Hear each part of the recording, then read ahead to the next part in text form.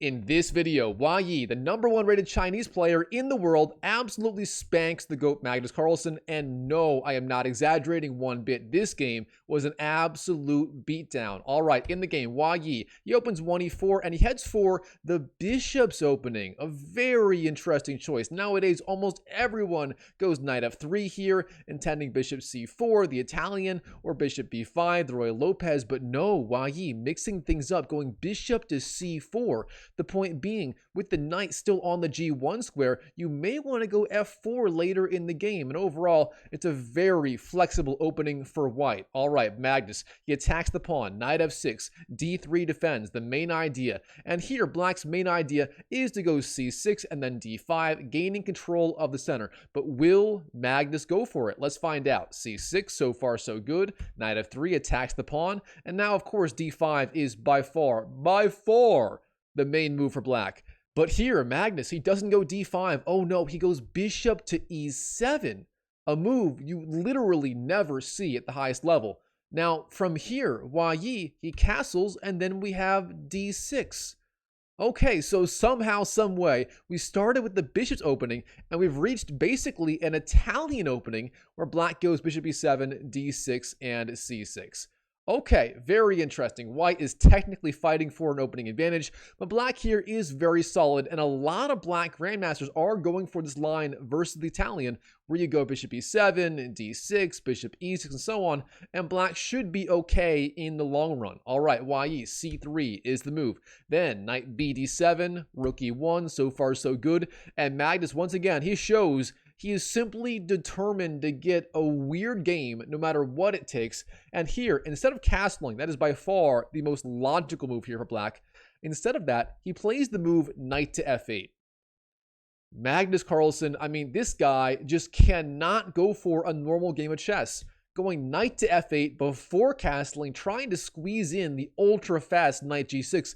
But there's just one problem with this move, just one problem. If you like puzzles, pause the video and try to find the one problem here for black and the way white can punish it. And of course, Wei Yi, the #1 Chinese grandmaster, plays the move queen to b3 with the double attack on b7 and f7. Very importantly, f7 is super vulnerable. Black does not have time for knight g6. Oh no, you would lose the pawn and likely the game. So here, black is forced to go knight e6, but this is not the square he wanted for that knight. Now, of course, there are no bishop e6 ideas. That is black's main way to try and neutralize the white bishop on c4, and without that resource, black is going to be under a tremendous amount of pressure all throughout the game. All right, Wei Yi, he takes control of the center, d4, a good move, and now what is black going to do? Well, the only thing it can do, at least for right now, is sit back and passively defend. He goes queen to c7, defending e5. Of course, e5 was under attack. White is threatening d takes e5, d takes, and then knight takes e5, winning a center pawn and therefore the game. So black here either has to defend the pawn on e5 or take on d4, and taking is not a good idea, as then white takes back. He's got the supreme center here. He can go knight c3 and so on. That would be just crushing for white. So instead, queen c7, the least bad option for Magnus. Now here, Wei Yi, knight b d2, the standard square for that knight in the Italian, in the Ruy Lopez, and so on, and black does castle. And right here, this really is the starting point of the middle game in this game of chess. Both sides, they've castled, they've got most of their pieces out to pretty good squares, and the middle game has begun. And how does Wei Yi want to proceed here? Well, Wei Yi has almost a million different options. Bishop f1 is good, d3 is good, h3 is good, a4 is good, queen c2 is good, queen d1 is good, knight f1, take knight g3 or e3 is also good. There are so many options here for white. In the game, though, Wei Yi, he chooses the move bishop to f1, retreating with the bishop, a solid move. The only drawback is now, of course, that knight on d2 cannot go to f1. That is the standard square for that knight in the Italian opening. So he's likely intending maybe knight c4 to e3 and so on. Now, black also has a million options here. Rook e8 is good, a5 is good, b5 is good, e takes d4 is good. Knight to I don't know. F4 is also good. A lot of options in the game. Rook to E8 was chosen. Now, A4, gaining space on the queen side. And here, Magnus, so far, he's played nearly a flawless game of chess. Nearly flawless. However, in this position, he makes a simple mistake. The mistake here is A5. Now, if you've been following Grandmaster level chess, you know that Grandmasters these days, all they really know how to do is push these A pawns and the H pawns. That's kind of the standard strategy for white and for black. However, here, the move A5 has one specific problem. That pawn on A5, it can no longer control the B5 square, and therefore, the idea of B5 is out of the cards. With the pawn on A7, black can always go, for example, A6, then B5, gaining control of the queen side. However, with the move A5 on the board, B5 is permanently weakened, and therefore Wei Yi, he spots the idea. The idea is knight to C4, simply jumping up. He knows B5 chasing the knight away is not going to happen, and on C4, the knight is very active. It's pressuring E5. Now the threat is D takes, knight takes, winning a free pawn, as that knight is supported by the other knight on the F3 square.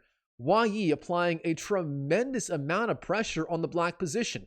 And what is black going to do? Well, Magnus here, he simply trades on D4. There is nothing else. He takes on D4. There is no way to defend the E5 square. Therefore, he has to give up the pawn on the E5 square.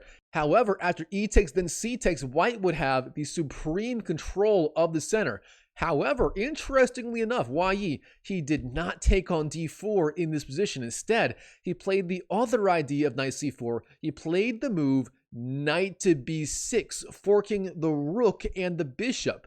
Now, this is a big deal. If that bishop falls, let's say the rook moves to say B8, like he did in the game, and then white takes on C8, white is going to win the bishop pair. He's going to have the two bishops versus one, and that is going to be a tremendous long-term asset in this game. All right, knight b6, rook b8 played, and now Wei Yi C takes d4, regaining the lost pawn. Black, bishop d8, pressuring b6, which does force the trade. We have knight takes c8, rook takes c8, and then bishop d2, pressuring a5 on the queen side. Now black, queen b6, offering the queen trade. He's got to find some way to relieve the pressure, and getting the queens off the board would certainly fit the bill. So queen b6, not a bad idea at all. But now Wei Yi, queen d3. He maintains the tension, keeps the queens on the board, and seemingly gives it the pawn on the b2 square. But now the big question, can black take that pawn on b2? Is that a good idea? It's a good time for a puzzle. It's actually an easy one. Try to figure out, is queen takes b2 a good idea here in this position? And it turns out, no, it is not. If you take the pawn, rook e to b1 literally traps the queen on the spot. The goat, he sees this. Instead, d5 is the move, expanding in the center. Now here, white, e5, gaining space as well, and driving back that knight on the f6 square. In response, knight to e4 is the move, then bishop e3, over defending d4, a solid idea, and black, bishop e7. Now rook e d1, rook e d8, and here Wei Yi makes the first inaccurate move of him in a very long time. He plays the move queen to b1, sliding back with the queen, defending b2. However, this is a little bit slow, and Magnus makes a move that is kind of shocking at first glance. There's obviously this tension with the bishop and the queen on b6.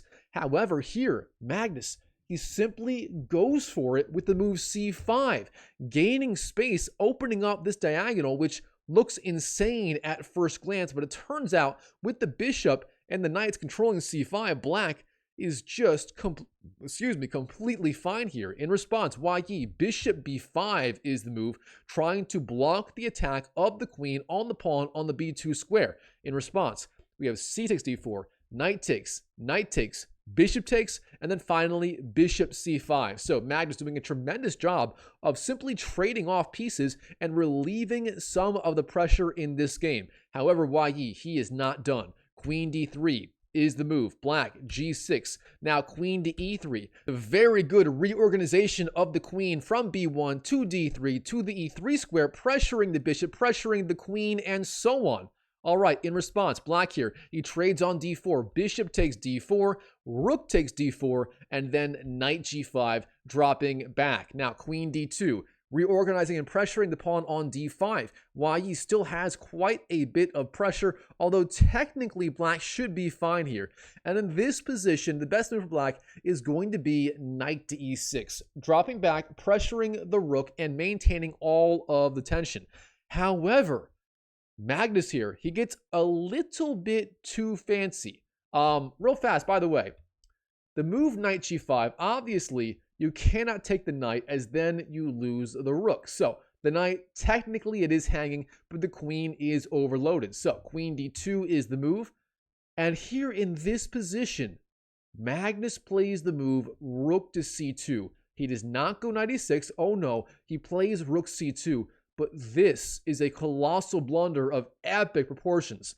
What is the problem with this move? If you like puzzles, pause the video and try to find it. Obviously, the problem is queen takes g5, winning the knight. The point being, if you take the rook on d4, the other rook hangs. That is the problem with rook c2. Magnus Carlsen blundering literally a knight. You never, ever see this from Magnus, blundering the knight. Okay, here we go. Rook takes f2 is the move. Magnus, he has to make something happen. His idea is if king takes, then queen takes d4, hits the king with check, and is going to have just enough time to keep the rook on d8 alive, at least for now. But in this position, Wei Yi, he plays a diabolical idea. He plays the queen sacrifice. Queen takes d8, giving up the queen, forking the king and the queen, forcing queen takes d8 in response. Queen takes d8, but then king takes f2, wins back the rook. Wei Yi